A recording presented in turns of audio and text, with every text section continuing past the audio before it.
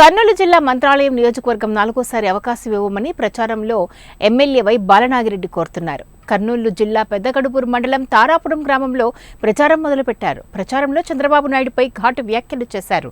చంద్రబాబు నాయుడు ఆలోచన ఎప్పుడూ తప్పుడు ఆలోచన ఉంటుంది. ఆయనకి వయసు అయిపోయింది, ఏం మాట్లాడతాడో తెలియదు.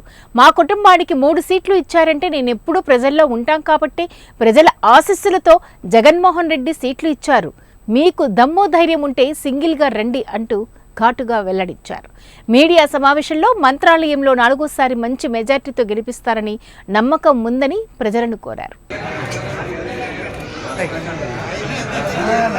ప్రజల ఆశీస్సులతో మా కుటుంబానికి 3 ఇచ్చారని చంద్రబాబు నాయుడు ఎందుకంటే ఎప్పుడు మా కుటుంబం ప్రజల్లో ఉండే కుటుంబం కాబట్టి జగన్మోహన్ రెడ్డి మాకు 3 సీట్లు ఇచ్చాడు అని నీలాగా మీరు ఇచ్చేది కుటుంబానికి ఒకటే సీట్ అని చెప్పలే. ఆయన చెప్పాడు చంద్రబాబు నాయుడు, కానీ ఆయన కొడుకు ఆయన బావమరిది వేంకునికి అందరికీ సీట్లు ఇచ్చాడు. మరి ఆయన అప్పసొత్తు అని అడుగుతున్నా, ఆయన అప్పసొత్తు ఏం కాదు కదా.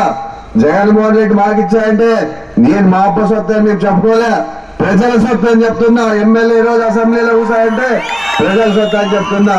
ఇలాంటి మాటలు తప్పి మాట్లాడితే మధ్యస్థితం నేను మాట్లాడితే మొన్న ఎక్కడో చెప్పాడు సైకిల్ పోవాలి ఫ్యాన్ రావాలని ఆయనే చెప్పాడు.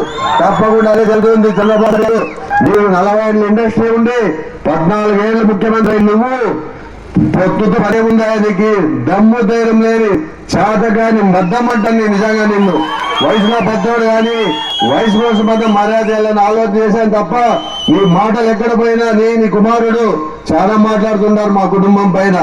నిజంగా ఇలాంటి వాళ్ళకి భయపడే ఆలోచన ఎవరు లేరు, అమ్ముడు పోయే ఎవరు లేరు. నా ప్రజ